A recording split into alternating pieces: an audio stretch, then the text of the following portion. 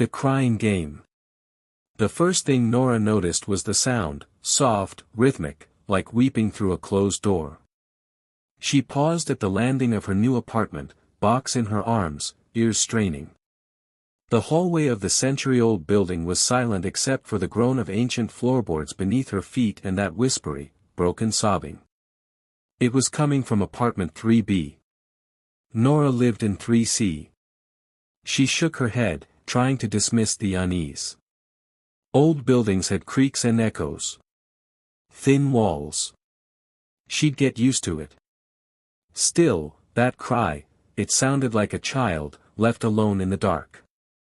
Jesus, she muttered and fumbled with her keys. Her new place was small, barely enough room for a couch, bed, and desk, but it was hers. Like this? They hold on to things. Sounds. Feelings. That's comforting. You asked. He shuffled off without another word. Nora stared at 3B's door as she climbed past it again. Still locked. Still crying. That night, things got worse. Nora awoke to her bedroom light flickering.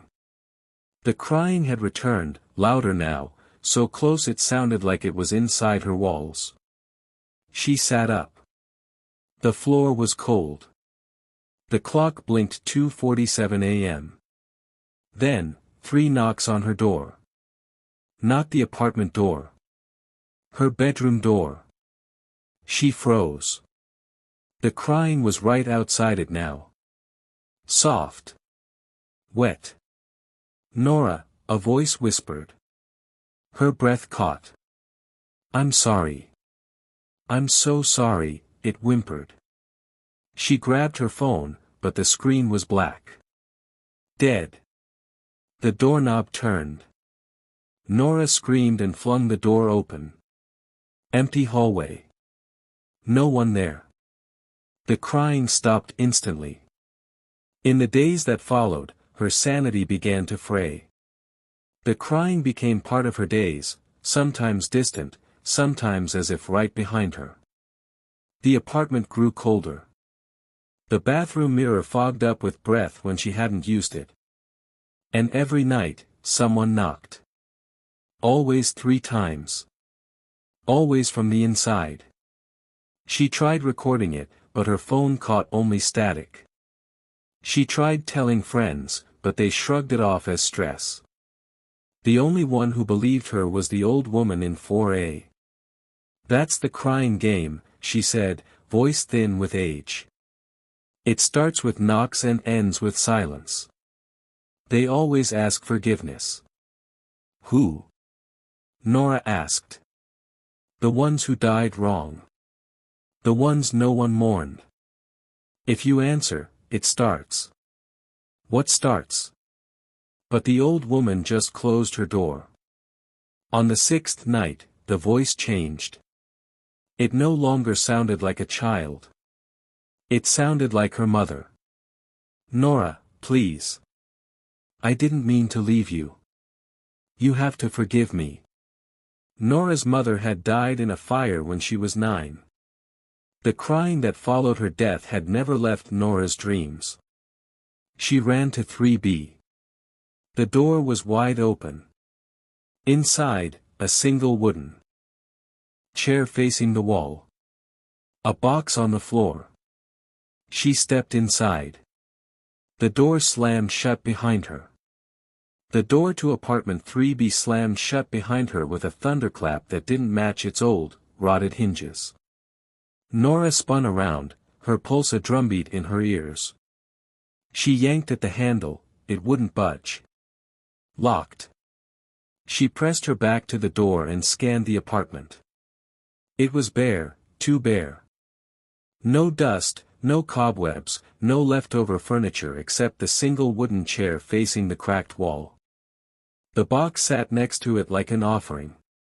The sobbing was gone. Silence swelled like a balloon ready to burst. Something about the room made her feel watched. She inched toward the box, her shoes creaking across the dry floorboards. It was old and wooden, about the size of a hatbox. Carved on the lid were the initials LM in cursive. There was no lock. Her hands trembled as she lifted the lid.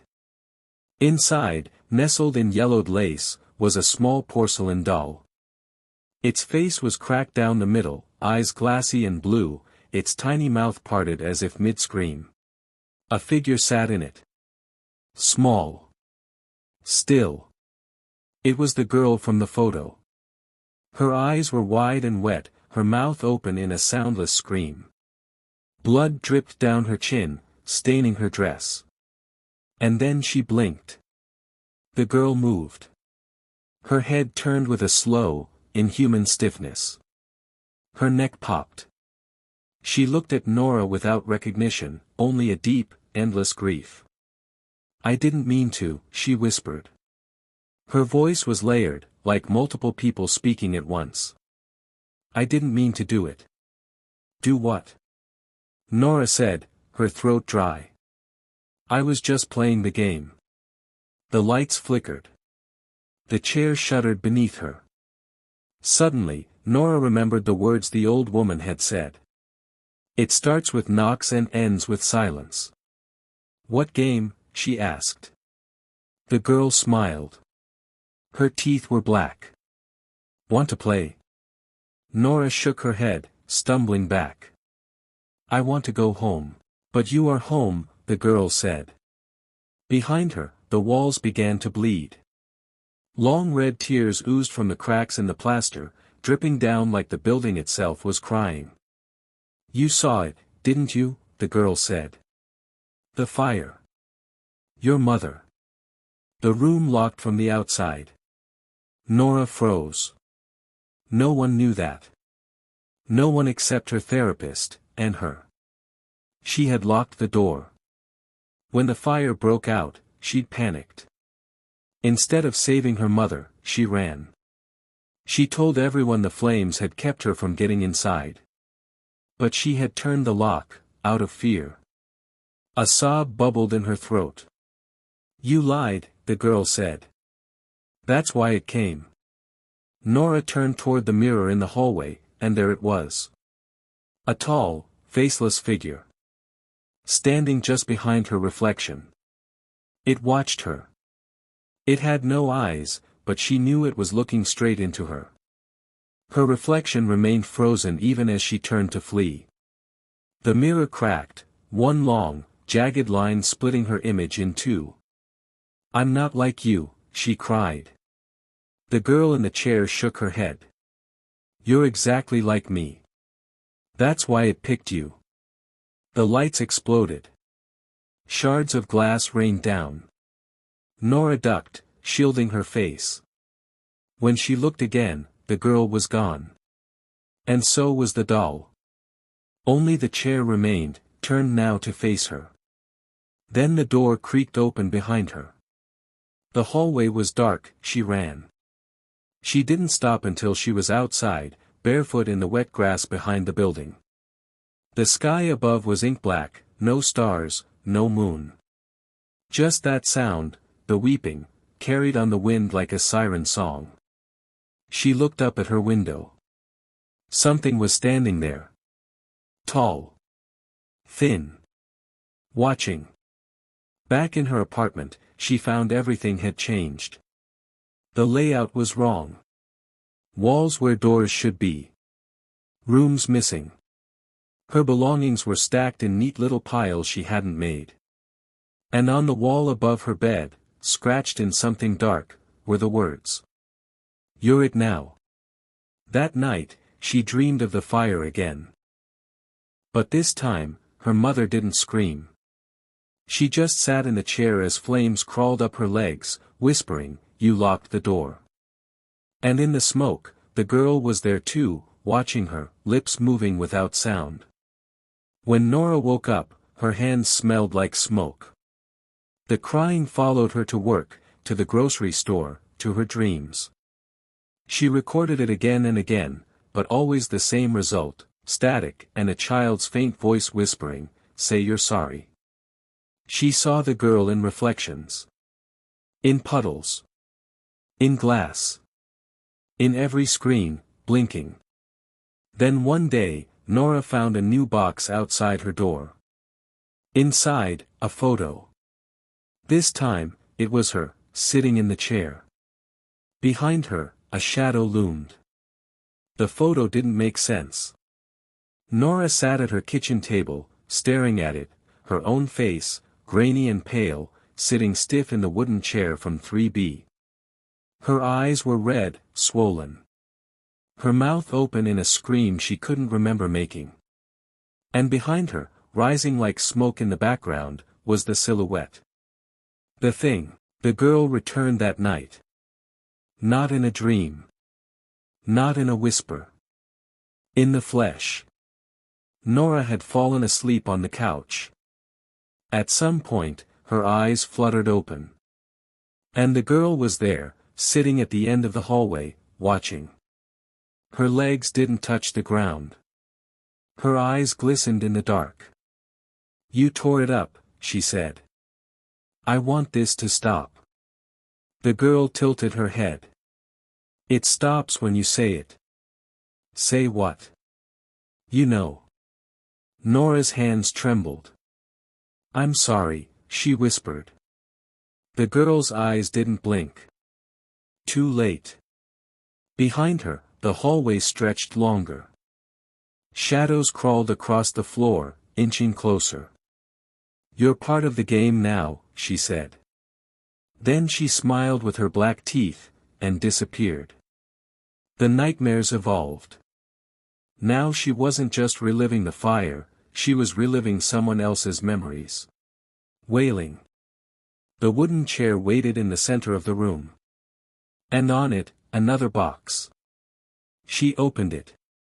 Inside, a reel of tape. The kind used in old audio recorders. No label. Just a tag that read. LM, Session 7. She turned.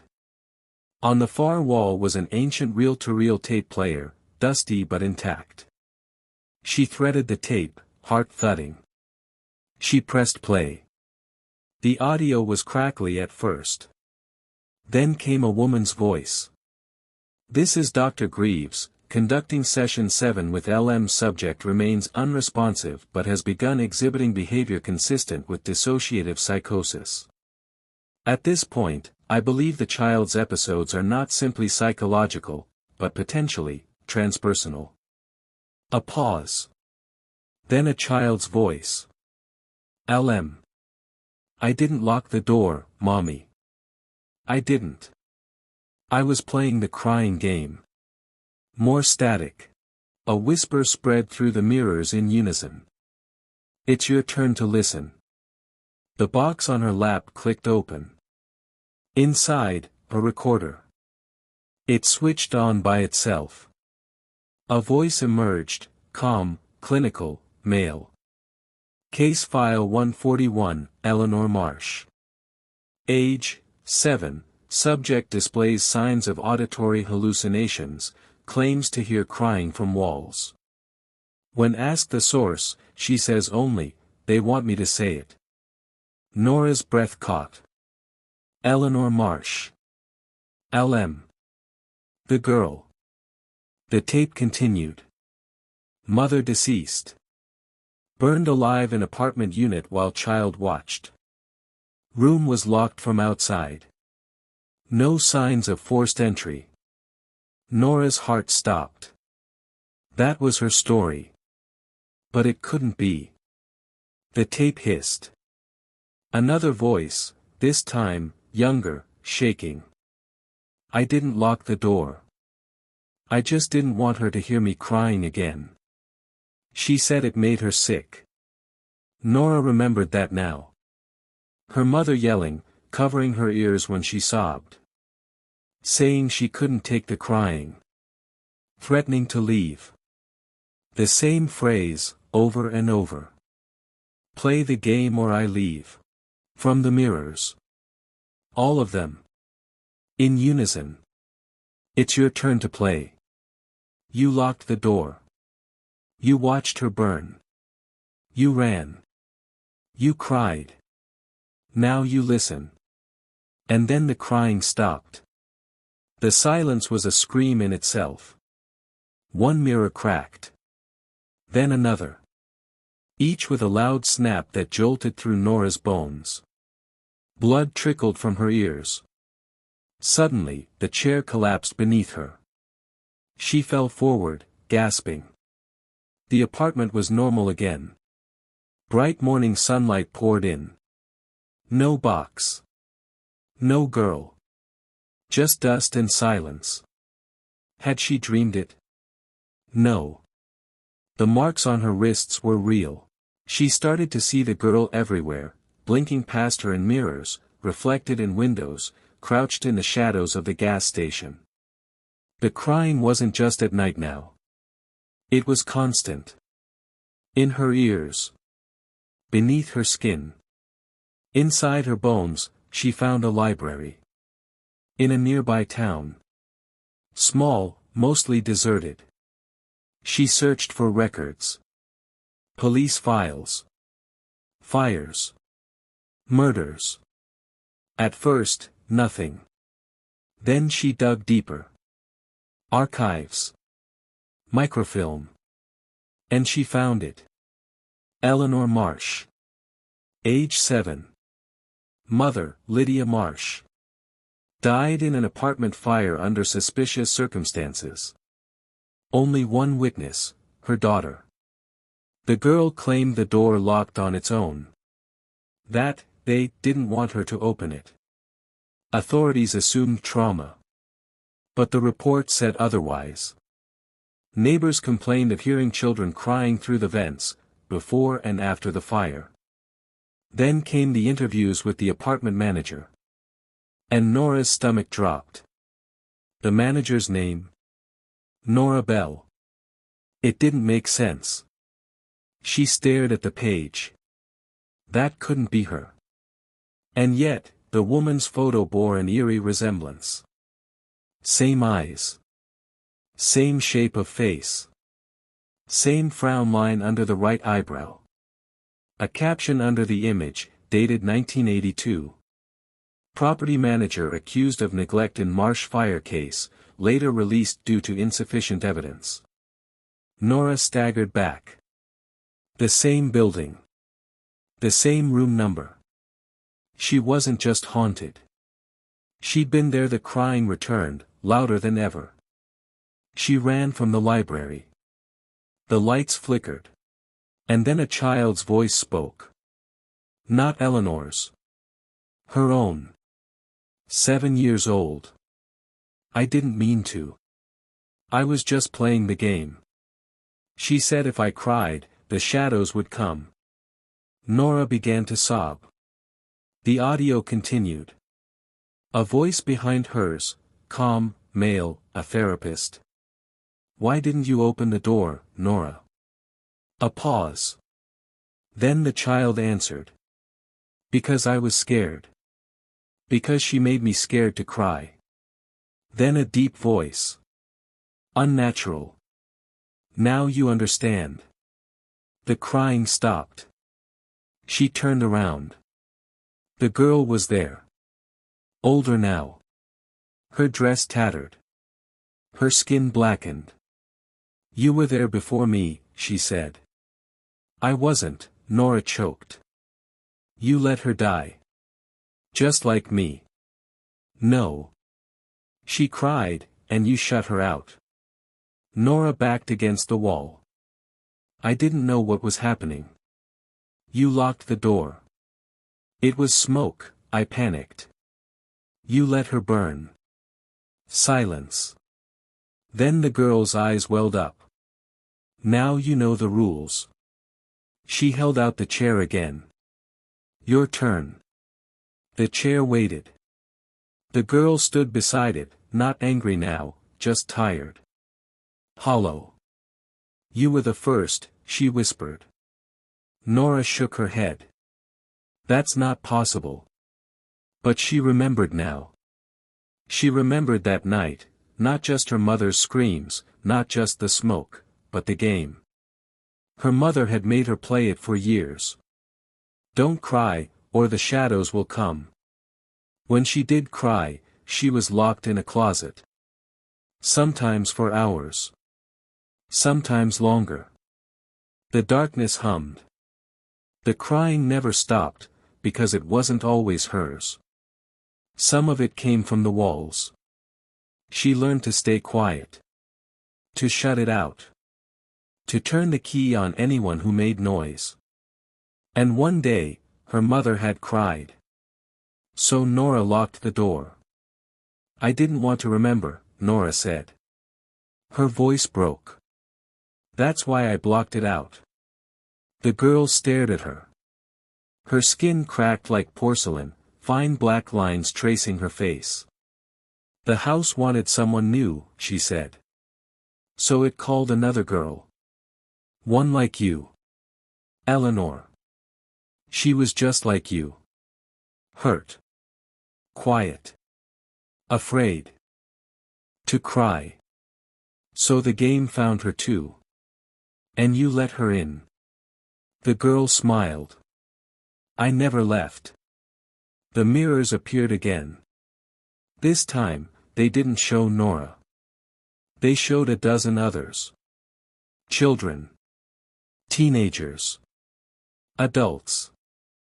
All pale. All bound in chairs. All silent. Then one by one, the images blinked out, until only one remained. A woman. Older. In a rocking chair, staring blankly into space. Nora. Or someone who looked just like her. She stayed too long, the girl said. The game changed her. Nora looked around. The motel room flickered.